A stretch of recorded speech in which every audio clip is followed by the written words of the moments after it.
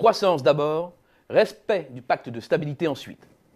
C'est bien le sens des premières mesures du nouveau Premier ministre italien.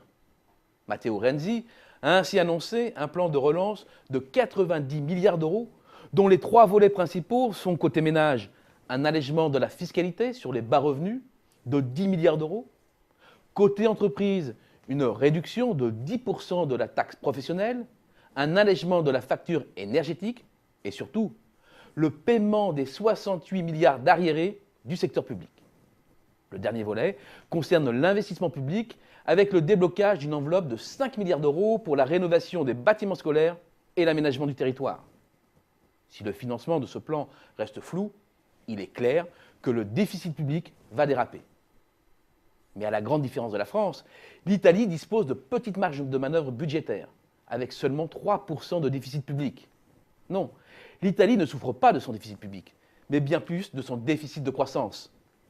Avec une hausse de 0,1% de son PIB au 4e trimestre, elle vient à peine de sortir de plus de 2 années consécutives de récession, la plus longue période connue depuis l'après-guerre. Mais ce retour très timide de la croissance ne laisse pas espérer d'une bonne année 2014, avec un acquis de croissance légèrement négatif à moins 0,1%.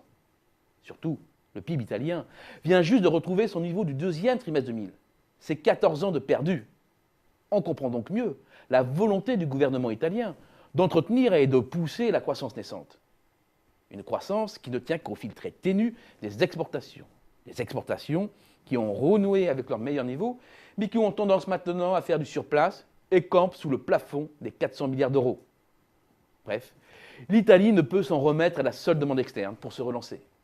Cela se voit dans le décalage croissant entre les succès extérieurs italiens et la production industrielle qui ne se relève toujours pas et reste très loin de ses niveaux d'avant-crise. Pour bien comprendre cette différence, il faut se pencher sur les particularités du tissu productif de la péninsule. L'Italie, c'est le royaume des PME et des micro-entreprises. Elles forment la quasi-totalité d'un parc fort de plus de 6 millions d'entreprises, 2 fois plus qu'en France. Or, par nature, ces petites unités sont branchées sur la demande intérieure.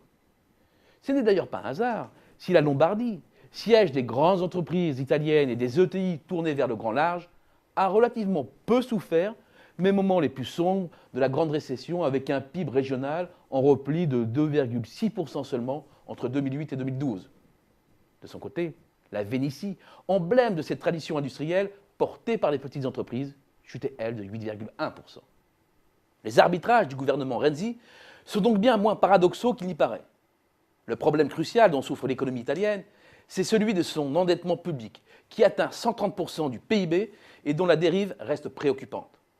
Or, ce n'est pas le déficit public sous contrôle à 3% qui en est la cause, mais bien le déficit de croissance. Et avec un excédent courant de plus de 12 milliards d'euros dégagé en 2013, la relance de la demande constitue bien l'arme la plus efficace pour stabiliser la dette. Il suffirait juste pour cela que l'Italie accroche 2,5% de croissance en valeur, soit 1,5% environ en volume. C'est largement à sa portée.